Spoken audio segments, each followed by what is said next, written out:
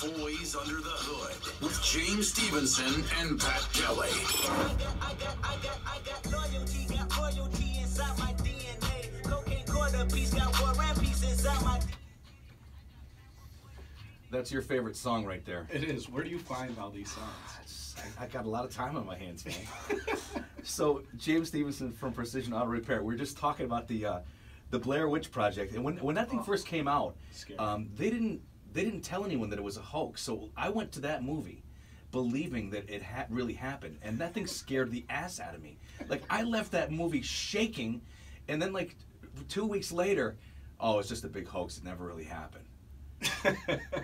I don't know. I didn't realize until like when they came out with like the second one and the third one, you know, and then they really seemed fake. But the first one was definitely a little scary at the when it first came out. Anyways, I still like it. At the very end too, and the girl's like got her back to you like that.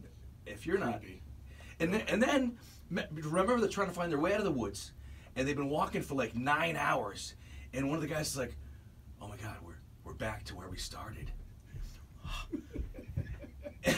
Right? It scared me right now. Yeah.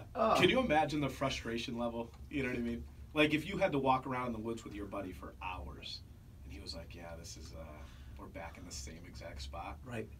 And plus with the girl crying the whole time, they should have left her in the woods. Yeah. I would have left her. I would have cut her loose. You're not going to be part of the team. You're out. I think the only thing scarier than that movie is like any movie with like little like ghost kids. For some reason, like little kids scare the heck out of me. You ever see any of the Annabelle movies with the doll? I can't watch that.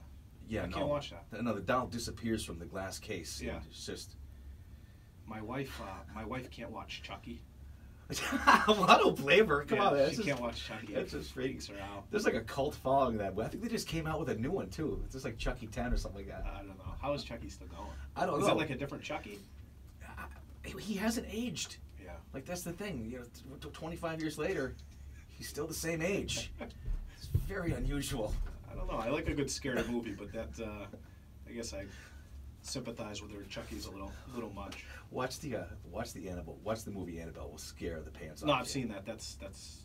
It's just not cool. And I'll sit there watching. I'll be like, not cool, man, not cool. And I'm saying it out loud. Yeah. In the theater, like cover my eyes. I'm like, not cool, not cool. So a couple of years ago for Christmas, my mother got our oldest daughter this like ballerina doll, and it's probably, if you stand it up, it may be like 3.5, 4 feet tall, and it was creepy looking. It was like really, really creepy, and my mother was so happy to give it to our daughter and whatever. So what I started doing was I started taking the doll and I would put it like in the corner of like my wife's closet. So when she would walk in there, it was sitting on the ground in the corner facing the wall. Right. So my wife thought for like the first day that our daughter had put it there, and I started leaving it in like all kinds of creepy places. And my wife freaked out and like threw it in the dumpster. So then I grab it and I like put it back in another place later on or whatever. And eventually she realized it was me and she didn't think it was very funny. But oh, what a great tactic though. Yeah, that poor doll. That doll's gone now. That doll is long gone. I love that how you're putting it. You got it out of the dumpster. I love that one too. Wait a minute, that's one of the part of Annabelle too, isn't that? Yeah. They try to throw the doll away. Yeah. And then they hear the on the door like that. That's where I got the idea. Oh God, it's so great. That is so. God bless your wife, man. Yeah. God bless. In a good marriage, there's definitely a little bit of torture involved. Yeah. At least for one or the other. You're doing it right, man. All right, where were we going to talk about cars or something? Yeah, eventually. Okay. Yeah. We could be movie critics this week. That's so great. Have you seen the new Star Wars? No, I've not never watched Star Wars. I don't live with my parents. You and me are the only two people who have not seen it. No. I mean, everybody else is dressing up as like stormtroopers and going to it. There's nothing new. Is there? I don't know. I don't watch those. Well, I watched a couple of them. They all seemed like the same movie. Yeah, well, it's way different. This one's way different because it's a struggle between good and evil. There's stormtroopers. There's Wookiees. There's Darth Vader. Yeah. Way different than the other ones. Yeah, completely different. Sounds like it. Yep. Okay, so... Can we get our question? Boys Under the Hood. Welcome. James Stevenson from Precision Auto Repair in West Springfield. Good to have you, man. I do have to admit it was a bit of a surprise when I came in today. I'm like, okay, Tuesday. Yeah, I thought it was Monday. Excuse me. Okay, so you can submit your car questions on the Precision Auto Repair's Facebook page, or you can log on to Lazer99.3.com. There's a link there to submit it. Let's get right into it. And this is a good question because this doesn't even occur to me to even think about using it until I see it on the shelf. This is from Eric in Ellington, Connecticut, who drives a Toyota Tundra, nice truck. Winter fuel additives, should I use them or are they a gimmick? So there's a couple things, right? So it really depends, right? The short answer is maybe. Winter fuel additives basically are meant to remove condensation in the fuel system, so in the tank and the lines and so on and so forth. The thing about it is that we live in a climate where, or an area where the climate changes, right? It goes cold to hot and so on and so forth. So there's a lot of ethanol, right? So ethanol is it's like an alcohol, right? Ethyl alcohol, right, in our fuel, and you'll know what the ethanol content is by looking at the pump. It'll say like E10 means 10%, E15 15%, and so on and so forth. So the higher the E number, the higher that ethanol content. Well, alcohol doesn't, it doesn't freeze. The thing is, if you have E10, E15, you shouldn't really need any fuel additives. It's always better safe than sorry, though.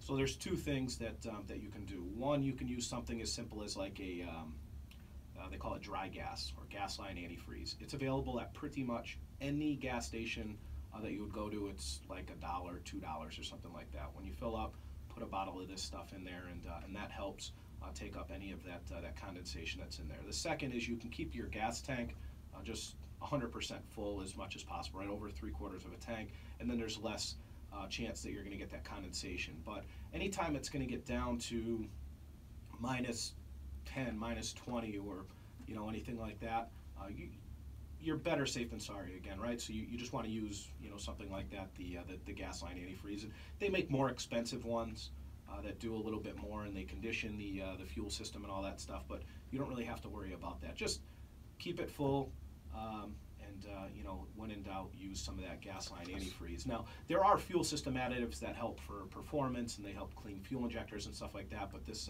question appears to be geared just towards winter fuel additives for being really, really cold. So what's the danger of having condensation? Freeze up. But then, what will that do to your engine? Will it just? Well, I mean, it can do different things to your fuel system, but most importantly, the car's just not going to start, or it's not going to run. If you have a blockage in the fuel line, it's not going to do anything. Like, the fuel's not going to make its way to the engine. Diesels, on the other hand, all the time in the winter, you need a fuel system additive. They actually have something called a water separator. When it gets really cold, that will actually completely freeze up. Sort of, on the bottom, the fuel will kind of gel up on you. There's a real good additive that we use. We have a fleet of diesel trucks that we service, and they used to have all kinds of freeze-up problems, and we would try additive after additive, but when it would get really, really cold, even the additives, some of them would work, some of them wouldn't, so it was kind of a trial and error, and these people came and they demoed this stuff. I believe it was called P100 is what we use now. And what they did was they took a glass of water right out of our water bubbler, and they poured a couple drops of this in there, and they just mixed it up, and they use these little test strips, and they show you it's like it's completely combustible. So he, kind of poured it along this bench and lit the whole thing on fire. It was incredible. So how much of the additives did he have to add to the water to make that happen? Not much. It was only a couple drops. And it was. So he just used like just a plastic cup. He poured water in there, and then he poured this additive in there. So what it did was it didn't actually add to it, right? Because you would have like oil and water don't mix. Right. So some of these additives will just mix to it, and you can almost, after a minute or so, you can see it settling, and you can see it kind of separating. And in this case, the additive that the guy used, it mixed perfectly. He let the rest of it sit after he left. We checked on it a couple hours later, and it was still mixed. So that was a pretty cool one for diesel. They make that same one for gas too, but it's not really necessary. That's really cool. Yeah, it's pretty making cool the stuff. water flammable like that. There are some pretty cool additives that you can put in your fuel system, and then other ones that will help clean fuel injectors and clean out your some of your fuel lines and condition your fuel system and all that stuff. They'll clean up everything after that, being the injectors, catalytic converters, and all that stuff. But you just want to be careful. You don't want to buy the gimmicky ones. Sometimes the ones that are tried and tested are going to be the better ones, because those are they can be really, really abrasive, and you don't want them to create problems where there aren't any. Sometimes you just want supplements, right? So you want something that's going to help you a little bit, not try to fix a problem, if that makes sense. You're listening to Boys Under the Hood. James Stevenson from Precision Auto Repair in West Springfield. We're going to field another question right after this from Despacito Chicken.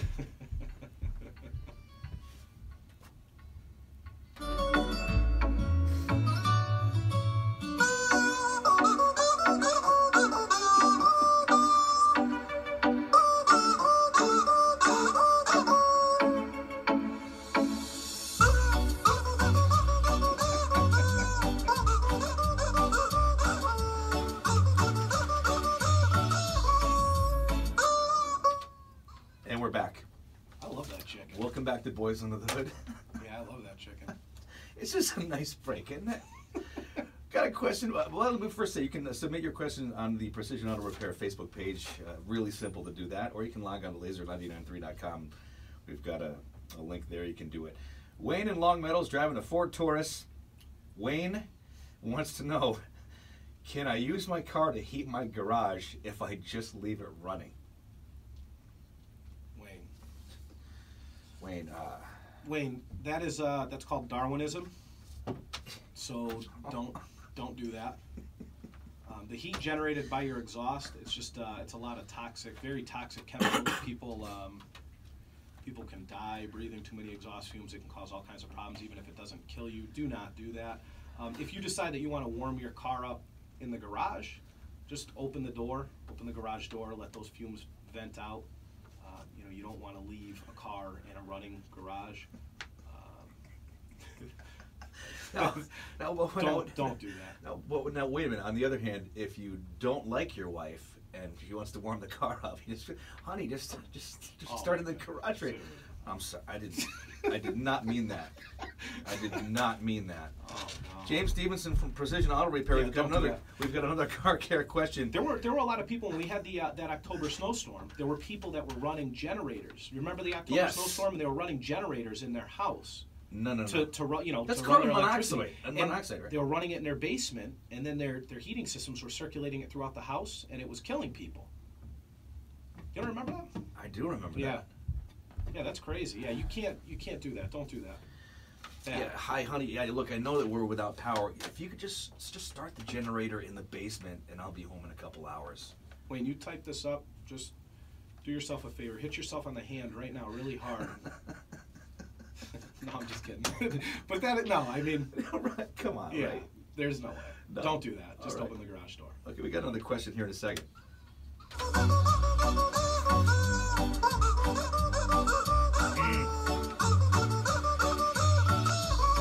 And we're back.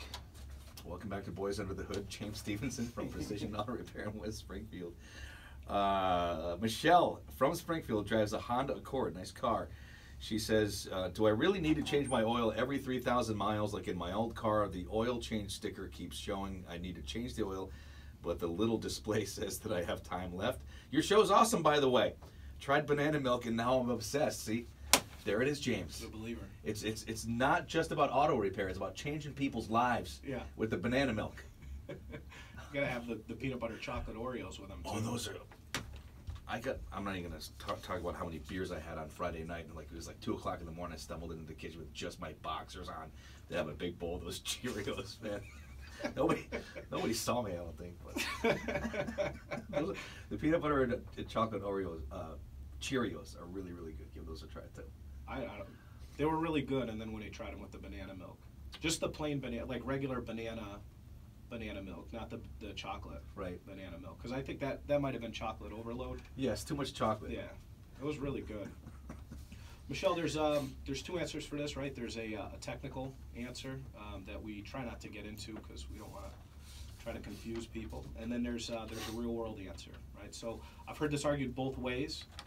So I can tell you the somewhat technical answer, and then I can tell you what I've actually seen. So most manufacturers make cars that are much more efficient now, right? So the internals of the engine, they run better, they last longer, they need less maintenance, all that good stuff.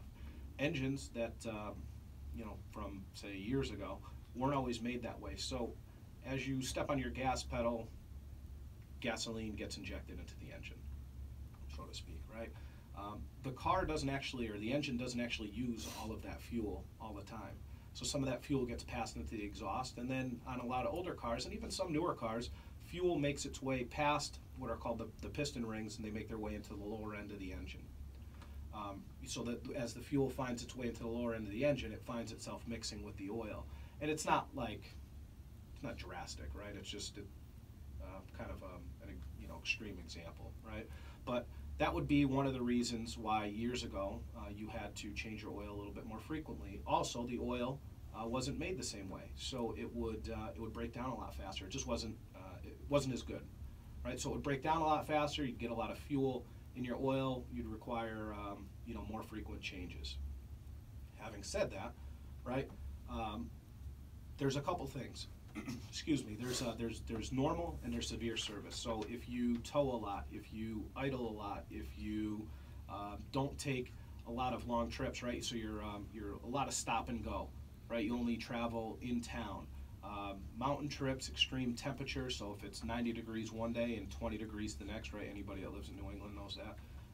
Dusty and dirty areas, that would fall under what's called severe service, right? If you live in San Diego, where it's perfect year-round, that's not really severe service unless you want to be driving in the mountains and things like that, right? So where it's consistent, it's not really severe service unless you're stop and go and so on and so forth. So we service most vehicles to something that we call normal plus, right? So normal plus is just something that we made up, we call it, right?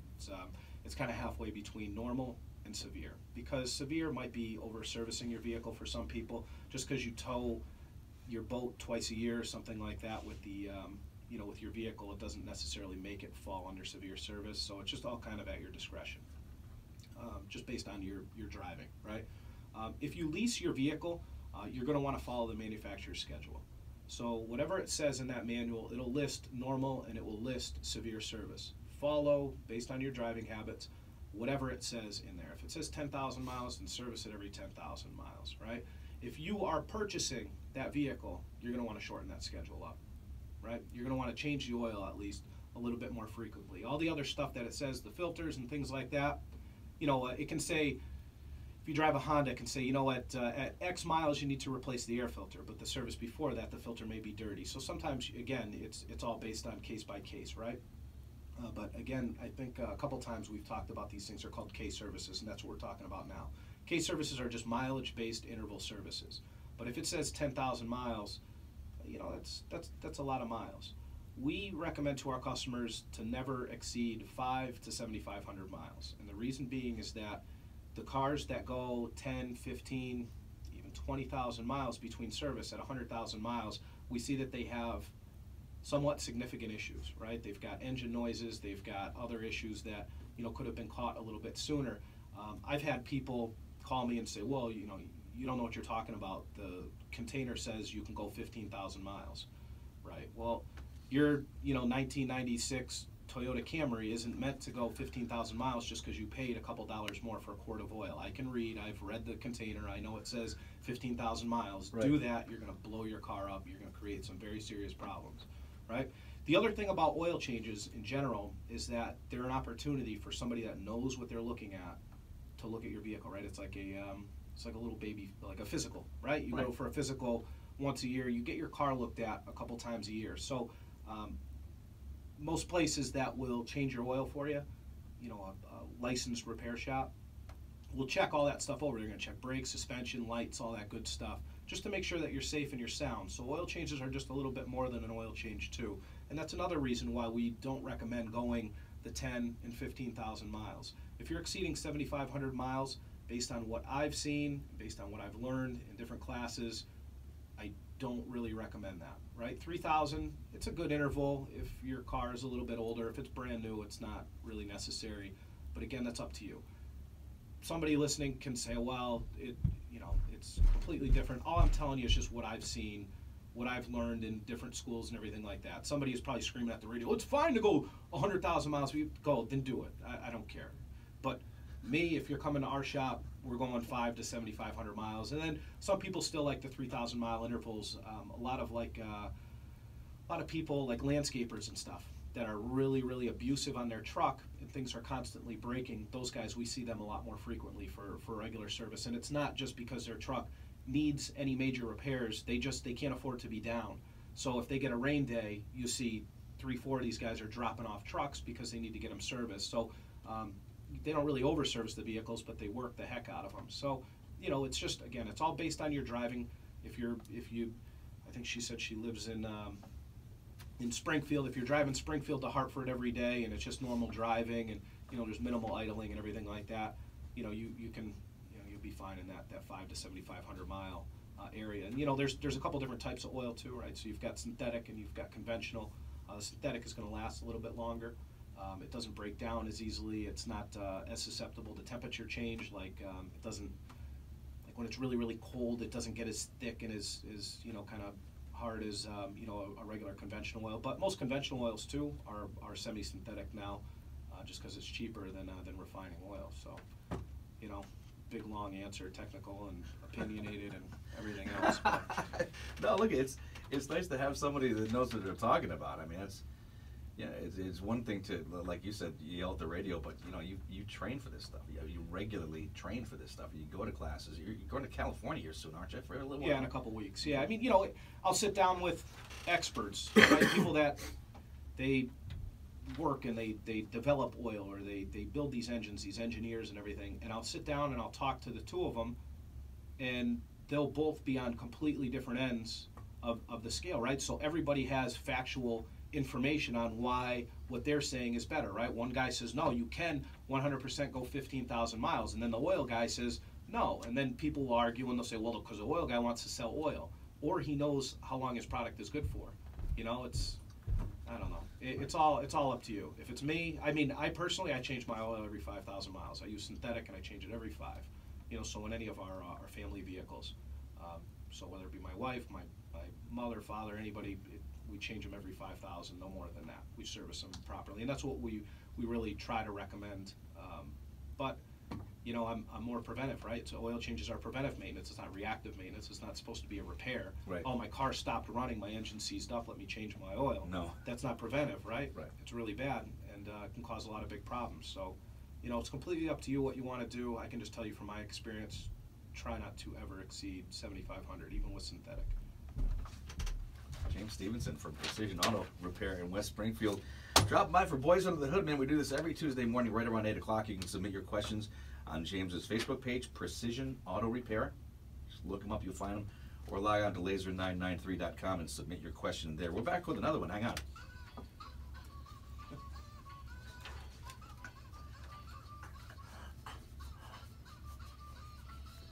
And we're back. Boys Under the Hood. How's it going? It's just gratuitous, that whole chicken. There's no real need for it, I guess. We like it. That's the only reason we do it. It's comedy. It gives us a quick little break, you know. The video, it's just, you know, it's one thing to hear it, but it's another to actually see that chicken singing into the microphone. I mean, it is really good. It is a rubber chicken. The guy's working a rubber chicken, and he's getting the tones perfect. He makes a bunch of other ones too. With the chicken? Yeah, but they're not as good. Because then when he starts doing them later, you can see his hand squeezing the chicken. It's just not. It's not the same to me. You just said you could see his hand squeezing the chicken. You could say that on the radio, okay, right? Yeah, sure. I hope. James Stevenson from Precision Auto Repair. Chris in Hamden has a Dodge Ram. He says, my brakes don't seem to stop very well when it's really cold and the pedal gets harder. Someone was telling me it's brake line condensation. What is that? Hashtag Despacito chicken. He knows. All right, so your brake lines could be frozen, and that's why you're getting that hard pedal. So brake fluid, it will absorb moisture, kind of like a sponge.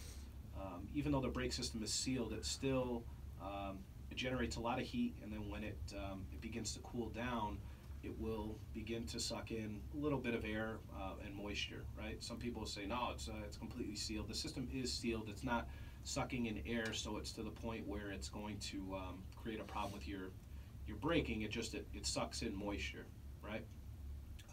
You know, as it begins to cool down. And even if you left like a cup, say of brake fluid outside in a damp area, right? So if it was covered and you left the cup half full of brake fluid and you left it outside while it was raining, it would just absorb moisture and it would eventually it would fill the cup right up. Wow. Yep. Yeah, just sucks it right in. So when brake fluid actually goes bad and it gets dirty, it's because there's high moisture content in there and the brake fluid isn't protecting properly, and what happens is it starts to kind of deteriorate or almost rust the metal components inside the brake system. And when it does that, and you've got, say, dirt and stuff like that in your fluid, the seals and everything like that in the system will begin to wear away and go bad, and it just makes the fluid darker and darker and darker, and it creates a real problem. If your brake pedal is only really, really hard when it's cold like that, you may have an issue where the brake lines are starting to freeze up. So if you're braking, you're pushing harder on the pedal, and you're getting less braking force, right? It's the vehicle's not slowing down. That definitely could be the problem. The solution here is or the first, I guess, plan of action, right, is get into a shop and have somebody take a look at your brakes, because anytime you have any type of a safety issue like that, you want to get it checked out much sooner than later, because it may be something other than brake fluid, but it definitely sounds like that's it if it's only happening when it's cold. You just have that brake fluid flushed out, right? So they'll flush the whole system out, they'll make all the brake fluid nice and new, and then they'll re-road test it, and they'll see if that fixed it. If it didn't, then maybe you've got like a frozen slide or a frozen pad or a bad caliper, something like that, one of these other technical things. But it sounds like it's very simple if it's only happening when it's really cold like that. Brake fluid should be flushed about every 2 years, so every about 20 to 24,000 miles. Oh, and Pat's making a face over here. We talked about this a couple weeks ago, and I've still not gotten my car in. Yeah, just. It's not like it doesn't take all that long. It performs all right, but I don't want to be that guy who's like, well, it seems to be running all right. Why would I get it serviced? It's running fine. It's always it's better to be. You like how I changed my voice right there? Why would I want to go into a garage and be preventive about this? Why can't I run my car in my garage and warm it up? Wayne? Yeah, Wayne. Come on, Wayne. Smarten up. Come on, buddy. Smarten up, Wayne. So anyways, every about 2 years, 20 to 24,000 miles. The other thing, too, is you can test your, I don't know if you can, but you can, we have testers that we can test the moisture content of the fluid, because not all fluid that's got moisture in it is dark and dirty. You know what I mean? It can still have a little bit of moisture in it. It hasn't begun to wear things away yet. So just one of the things that you're going to want to ask your mechanic to do is check that for moisture content. Will your guys laugh at me if I bring my car over to your place and it's like, are they going to be like, oh my God, look how dark this brake fluid is? Yeah, we'll laugh at you. Well, not to your face, though. Of course not. It's so good. Yeah, they're in the shop. You're not even going to know. If I didn't tell you, you wouldn't know. Hey, Bill, look at this. You're not going to believe this. No, you'd be really surprised at the things that we see. It's kind of it's normal. Things that surprise us are really, really amazing. Sometimes we put those on our Facebook page too. That some people get a chuckle, and it's always the customer always knows that we're going to do that. We never actually put them on blast. I never say, hey, look at Pat Kelly. Look at the stupid thing that he did. You know what I mean? You put it up there, and use it more as an education tool, because anytime we find something that's crazy, you want to educate the customer. And then it's always beneficial to try to educate as many other people as you can, so that they don't repeat somebody else's mistake. Right. Any type of a mistake is just an opportunity to learn from. But yeah, just have the when in doubt, have that. You can have the fluid checked for moisture content. There's like a little meter that we have, and then some people, we used to use actually these little test strips. So you dip the test strip in the fluid, and it would tell you if there's moisture and what the content is and everything like that. So it's a pretty simple test. It takes a matter of seconds. So good luck with that. Okay, so we have a $25 gift card. I can tell you that Wayne's not going to get it. No, you got to give it to Wayne. Are we going to give it to Wayne? him? Yeah. It takes a lot of guts to ask that question out loud, doesn't it? It does. It takes a lot. And right now he's already hit himself in the hand for asking a really silly question. But maybe he just didn't know. I think he was joking. I think Wayne was joking. There's no way he didn't know. No, Wayne didn't know. Wayne, I think my vote is for Wayne. I think Wayne's got to get the gift card today. I'll vote for Wayne too, I guess. He's funny. We'll go ahead and give him the little Despacito chicken to get us out of here. James, always a pleasure, man. Always, man. I'm going to bring my car over to your place and have you look at that brake fluid. Flush it out. Yeah, it needs it. Every 2 years. I've driven that thing for 11 years, man. I've not even had it looked at. I mean, not the brake fluid anyway. Oh, okay. I get oil changes like regular. Yeah. James Stevenson. Submit your questions at Precision Auto Repair's Facebook page. You can also log on to Lazer993.com to submit your questions. It's Boys Under the Hood.